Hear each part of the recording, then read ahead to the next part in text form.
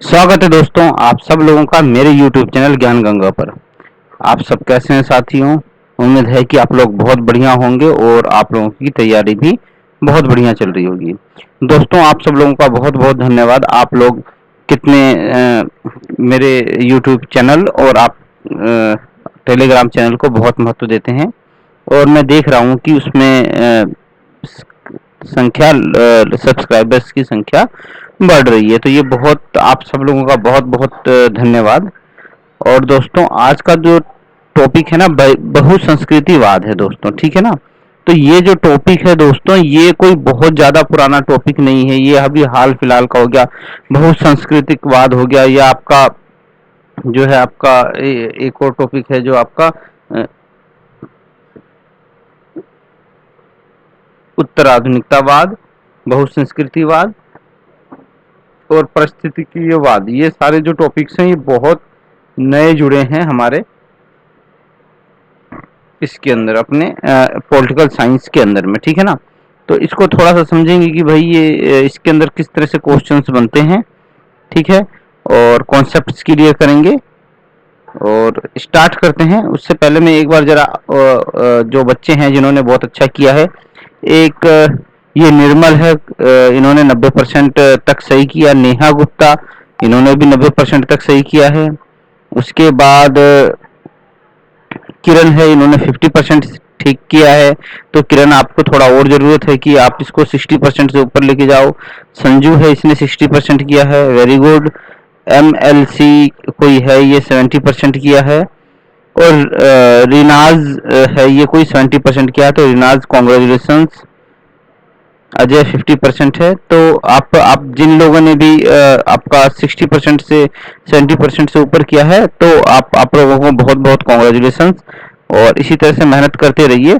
आप उम्मीद मानिए कि जो आप यहाँ पे कर रहे हो लगभग उसी के आसपास ही आप वहाँ पे भी जाओगे, क्योंकि सारा का सारा खेल ही कॉन्सेप्ट का होता है, ठीक है ना। आपको जितने अच्छे कॉन्सेप्ट आते होंगे आप उतने अच्छे वहाँ पे नंबर प्राप्त कर सकते हैं, ठीक है ना। अगर आपके नंबर आपका कॉन्सेप्ट क्लियर नहीं है तो फिर कुछ नहीं हो पाएगा, बहुत दिक्कत हो जाएगी एग्जाम आपका बनाने में, ठीक है ना।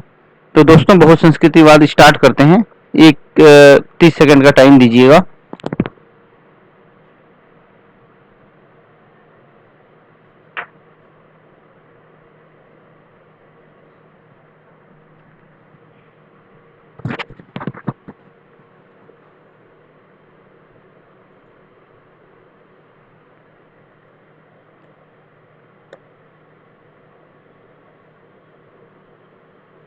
यहाँ पे अपना नाम डालेंगे, आप ये भी देख सकते हैं किस तरह से करना है, ठीक है ना।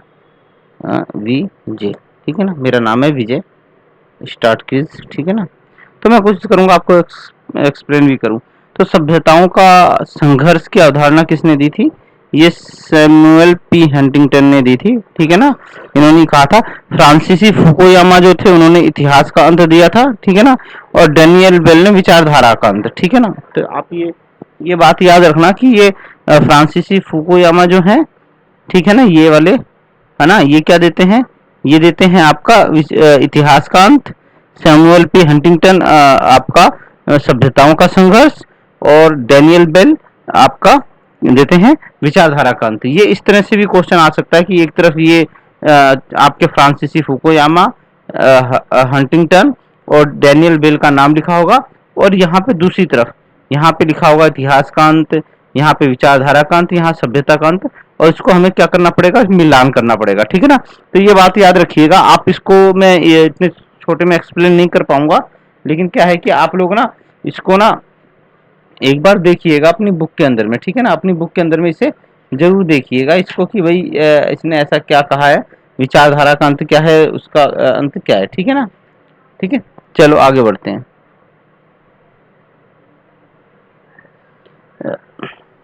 मैट्रिक्स मॉडल के संदर्भ में असत्य कथन का चयन करें। तो मैट्रिक्स मॉडल के संदर्भ में हमें असत्य कथन ढूंढना है। तो पहले मैट्रिक्स मॉडल को थोड़ा सा मैं बता देता हूँ। ये मैट्रिक्स मॉडल जो था ये आपका उससे संबंधित है थोड़ा सा। आपका जो अरस्तु के टाइम में यूनान में जो नागरिकता थी ना, उससे संबंधित है, ठीक है ना। क्या उससे संबंधित है? तो ये क्या है कि ये अपने मूल देश में लौटना चाहते हैं। मैट्रिक शब्द का प्रयोग माइकल वॉल्जर ने किया है, ये तो कथन सही है। यह प्राचीन यूनान में नागरिकता से बहिष्कृत थे। तो प्राचीन यूनान में दोस्तों क्या था कि जो हर किसी को नागरिक नहीं समझा जाता था, ठीक है ना। जो लोग राजनीतिक कार्यों में बढ़ चढ़ के भाग लेते थे ना, उनको ही नागरिक माना जाता था, ठीक है ना। ये तो, और ये अस्थाई नागरिकता चाहते हैं, तो ये भी बात सही है कि भाई हर कोई चाहेगा कि भाई हमें भी नागरिकता मिले। तो ये अपने मूल देश में लौटना नहीं चाहते थे, तो ये कथन सही है, ठीक है ना। तो ये मैंने आपको एक्सप्लेन किया। राष्ट्र निर्माण व राष्ट्रीय एकता के लिए तटस्थ उदारवाद की अवधारणा किसने दी? तो ये दी थी दोस्तों माइकल वॉल्जर ने दी थी। किसने दी थी? माइकल वॉल्जर ने दी थी। यही कहते थे कि आपका कि भाई राष्ट्र निर्माण और राष्ट्रीय एकता के लिए ये तटस्थ उदारवाद की ये देते थे अवधारणा माइकल वॉल्जर, ठीक है ना।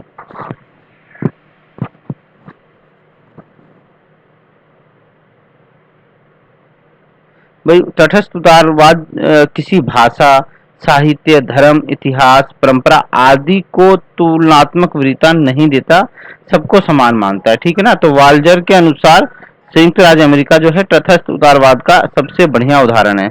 1 मिनट होल्ड करना, जरा देखो।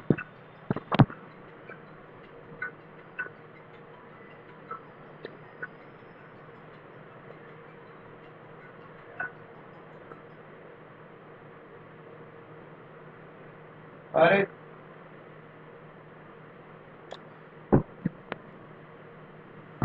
जब कोई महत्वपूर्ण कार्य करो तभी फोन बजता है, ठीक है ना। तो माइकल वॉल्जर जो थे वो क्या कहते थे कि भाई आपका जो है कि भाई जो उदारवाद ये भाषा, साहित्य, धर्म, इतिहास, परंपरा आदि आदि को ये जो राज्य है वो इन सबको वरीयता नहीं देता है, इनके प्रति क्या रहता है? तटस्थ रहता है, ठीक है ना।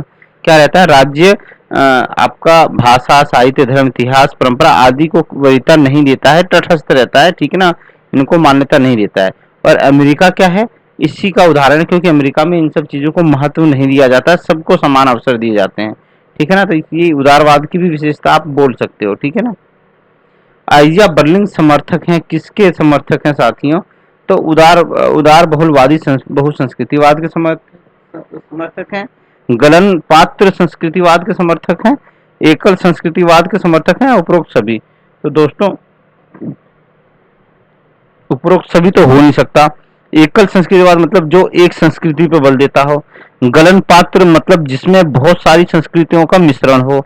और उदार बहुलवादी संस्कृतिवाद मतलब बहुत सारी संस्कृतियों का समर्थन, ठीक है ना। तो ये बिल्कुल सही है, ठीक है ना। बहुसंस्कृतिवाद के संदर्भ में असत्य कथन का चयन करें। यह गहरी विविधता पर बल देता है। इसके प्रमुख प्रतिपादक भिखु पारेख हैं, ठीक है। इसका उद्देश्य उदार और अनुदार मूल्यों के साथ विविधताओं को बढ़ावा देना तथा विशिष्टता को बनाए रखना है, ये भी सही है। बहु यह सांस्कृतिक मिश्रण का समर्थन करता है। तो दोस्तों ये इसका जो उत्तर होगा वो होगा, ये थोड़ा सा कंफ्यूज करने वाला मैंने आप बनाया है थोड़ा सा कि इसमें मजा आए, है ना। तो इसमें जो होगा ये गहरी विविधता पे बल देता है, ये बिल्कुल सही बात है। ये जो है आपका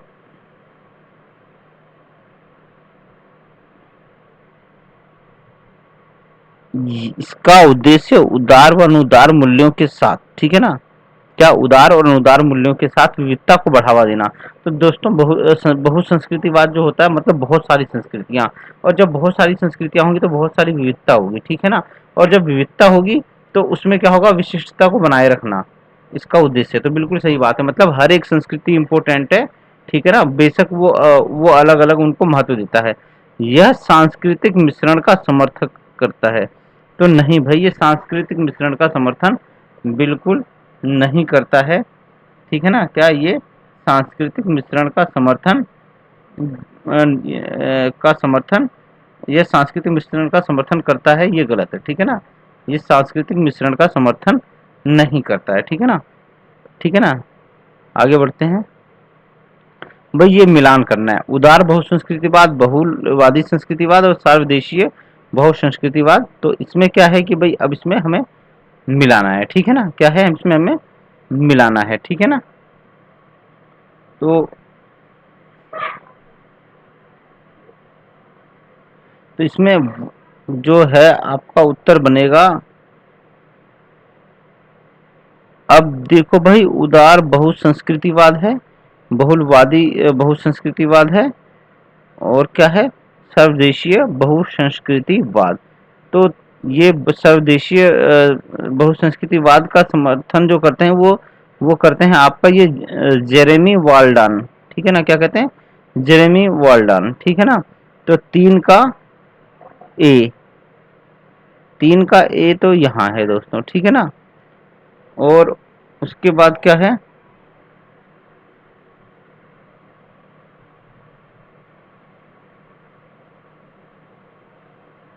ये दो है बहुलवादी बहुसंस्कृतिवाद, इसका समर्थन करते हैं भिखू पारेख, ठीक है ना। तो दो का बी ये रहा, ठीक है ना। और वन का उदार बहुसंस्कृतिवाद विल क्लिन का है, ठीक है ना। तो इसका उत्तर ये बनेगा, ठीक है ना, क्या बनेगा, ये बनेगा, ठीक है ना। और थोड़ा सा मैं इसको क्या करूँ, एक्सप्लेन कर देता हूँ आप लोगों को, ठीक है ना। अब भिखू पारिक जो है ना, ठीक है, ये है बहुसंस्कृतिवाद का समर्थक समर्थक समर्थक हैं, और सांस्कृतिक विविधता पर बल देते हैं, ठीक है ना। क्या भिखू पारेख जो है वो आपके बहुलवादी बहुसंस्कृतिवाद का समर्थक है, मतलब बहुत सारी संस्कृतियां होनी चाहिए और सारी संस्कृतियां अलग अलग होनी चाहिए, ठीक है ना। ये सकारात्मक कार्यवाही सहित अन्य उपचारों के माध्यम से जातीय, सांस्कृतिक व धार्मिक अल्पसंख्यकों को बहुसंख्यक समुदाय के साथ एक समान पायदान पे रखते हैं, ठीक है ना। संवाद आधारित बहुसंस्कृतिवाद का भी ये वो करते हैं, समर्थन करते हैं ना, ठीक है ना। तो ये बात याद रखना, ठीक है ना, क्या करते हैं ये सांस्कृतिक विविधता पर बल देते हैं, ठीक है ना। उसके बाद भिखू पारेख के बाद क्या है दोस्तों, आपके दूसरे यह है जेरमी वाल्डन, है ना। जेरमी वाल्डन है सर्वदेशीय बहुसंस्कृतिवाद का समर्थन करते हैं, जो क्या है कि भाई मिक्स कल्चर होता है, इसके अंदर क्या होता है, मिक्स कल्चर, जैसे कई सारे लोग पंजाबी हो गए आपके, आपके आप मोमडन्स हो गए, हिंदू हो गए, सिख, ईसाई, बौद्ध, जैन, ये सब मिल जाएंगे, ठीक है ना। तो क्या हो जाएगा कि मिक्स कल्चर हो जाएगा, ठीक है ना, क्या हो जाएगा, मिल्क देशीय, मतलब सर्वदेशीय बहुसंस्कृतिवाद, मतलब सारे देश के की संस्कृतियां वहां पे आके घुल मिल जाएंगी, ठीक है ना। तो ये याद रखना, ठीक है ना, बहुसंस्कृतिवाद, ठीक है ना। ये किसने दिया था, ये जेरेमी वाल्डान ने दिया था, ठीक है ना। फिर उसके बाद आपका विल किल्मिका जो है वो आपकी बहुत फेमस वो है इसके अंदर में, ठीक है ना। वो उदार बहुसंस्कृतिवाद या उदार समतावादी बहुसंस्कृतिवाद की प्रमुख हैं भाई, ठीक है ना। वो कहती हैं कि अल्पसंख्यक संस्कृतियों के कुछ सामूहिक अधिकार उदार लोकतांत्रिक व्यवस्थाओं के अनुरूप हैं, ठीक है ना। क्या कहते हैं, अल्पसंख्यक संस्कृतियों के कुछ सामूहिक अधिकार, मतलब समूह में जो अधिकार है, ठीक है ना, वो उदार लोकतांत्रिक व्यवस्थाओं के अनुरूप हैं, लेकिन अधिकारों का फार्मूला अलग अलग है, मूल वासियों के लिए अलग तथा अप्रवासियों के लिए अलग, ठीक है ना। तो ये याद रखना आप लोग, ठीक है ना। इसमें बहुत ज्यादा समझने की आपको जरूरत नहीं है, आप फिर या तो आपको फिर बुक पढ़नी पड़ेगी तो आपको समझ में आएगा। तो भाई एक बार फिर मिलान करो भाई, भिखू पारेख हैं, भिखू पारेख हैं, जेम्स तुली हैं, जेरमी वाल्डन है, मेरियम यंग है, ठीक है ना। तो बहुसंस्कृतिवाद है, संविधानवाद है, एक बहुसंस्कृतिक संविधानवाद है, संवाद आधारित बहुसंस्कृतिवाद है, सर्वदेशीय बहुसंस्कृतिवाद है, और वेदीकृत नागरिकता है दोस्तों, क्या है। तो अभी हमने भिखू पारेख का पढ़ा था, वो संवाद आधारित। तो हम पहले भिखू पारेख का ले लेते हैं, एक संवाद आधारित, तो वन का बी। तो दोस्तों एक ये हो सकता है या ये हो सकता है, लेकिन चलो थोड़ा सा और आगे बढ़ते हैं। जेरमी वाल्डान क्या है, सर्वदेशीय बहुसंस्कृतिवाद, तो तीन का सी। तो दोस्तों तीन का सी यहाँ जा रहा है, यहाँ तो तीन का डी जा रहा है, ठीक है ना। और टू का ए, तो टू का ए क्या है, बहुसंस्कृतिवाद संविधानवाद। तो जेम्स तुली जो है वो क्या करते हैं, बहुसंस्कृतिवादी संविधानवाद का समर्थन करते हैं। और 4 का डी। 4 का डी क्या है दोस्तों? मरियम यंग जो है विभेदीकृत नागरिकता का समर्थन करते हैं। तो इसका जो आंसर होगा वो क्या होगा?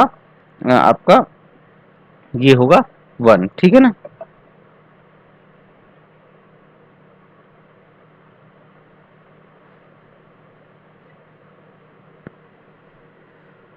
तो जैसा कि भिखू पारेख और जेरमी वाल्डन का मैंने आपको बता दिया था, है ना। जेम्स टुली जो है बहुसंस्कृतिक संविधानवाद के प्रणेता है, ठीक है ना, ये जन्मदाता है इसके, ठीक है, संविधानवाद के। बहुसंस्कृतिकवादी संविधानवाद है, संविधानवादी बहुसंस्कृतिवाद।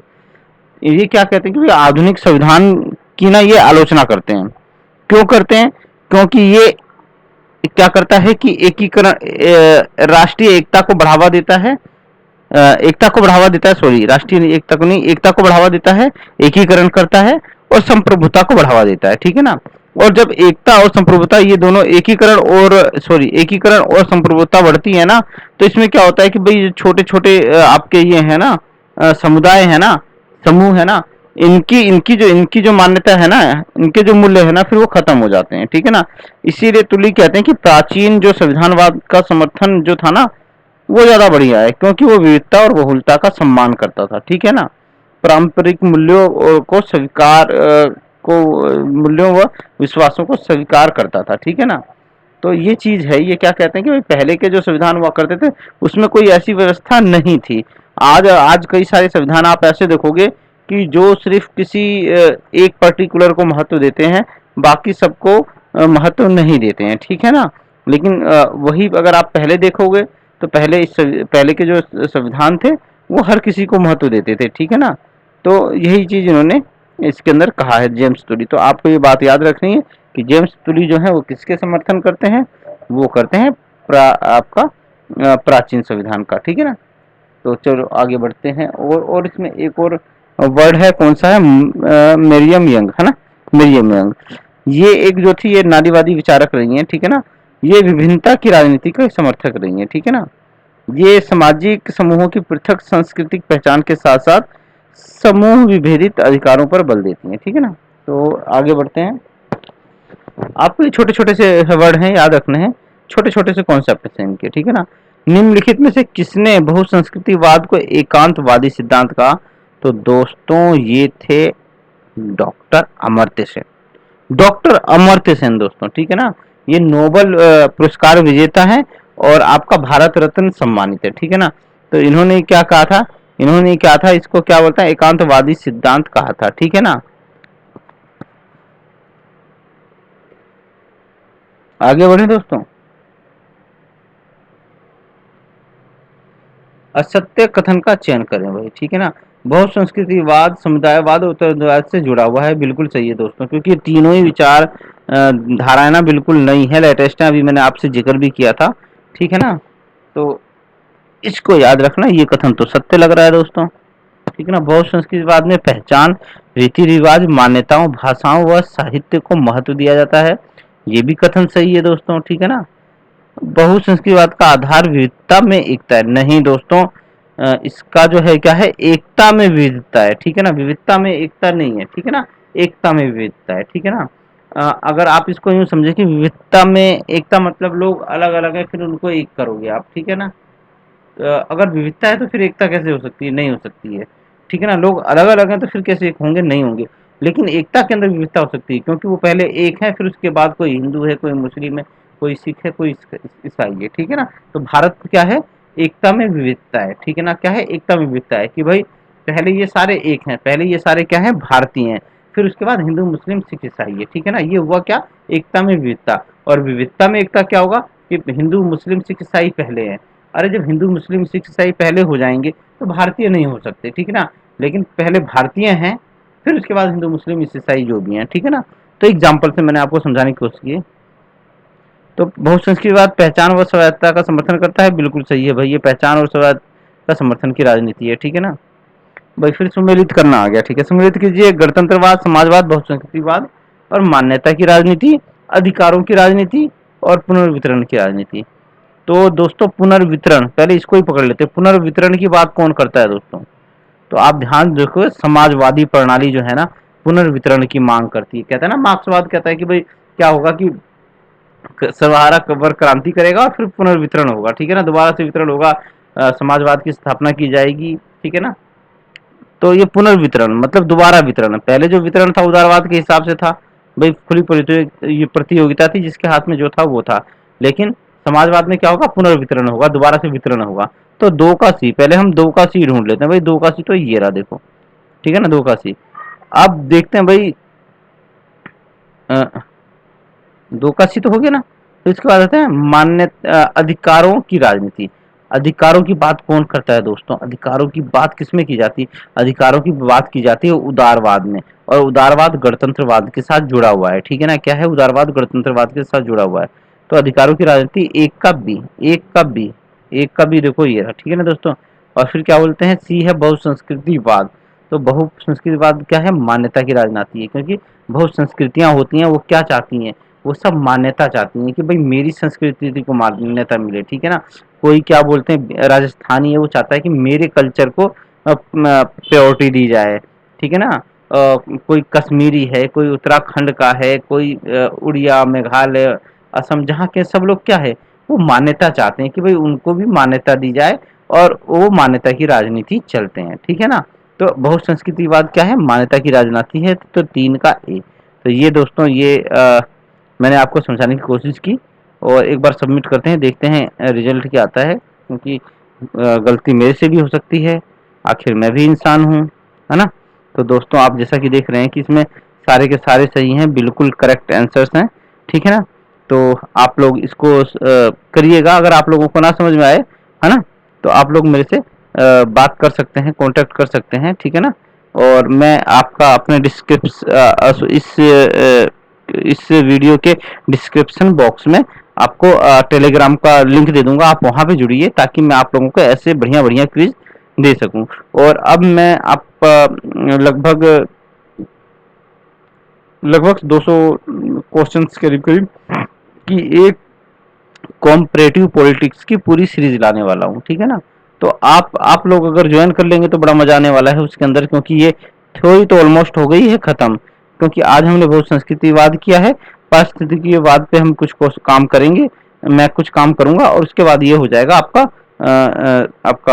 खत्म हो जाएगा, क्योंकि पारिस्थितिकीवाद पे तो मैंने आप क्वेश्चन क्विज तो बना दिया है, और वो एक्सप्लेन करना बाकी है, उसके बाद फिर ये खत्म हो जाएगा। फिर उसके बाद कॉम्परेटिव पे करेंगे, क्योंकि कॉम्परेटिव बहुत इंपॉर्टेंट है और बच्चों को काफी ज्यादा तंग भी करता है वो, तो उस पर काम करेंगे, ठीक है ना।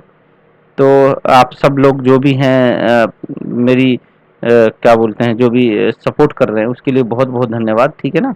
इस क्विज के अंदर में आप लोग इस तरह से प्रिंट आउट भी निकाल सकते हैं इसका, ठीक है ना। तो देखिए,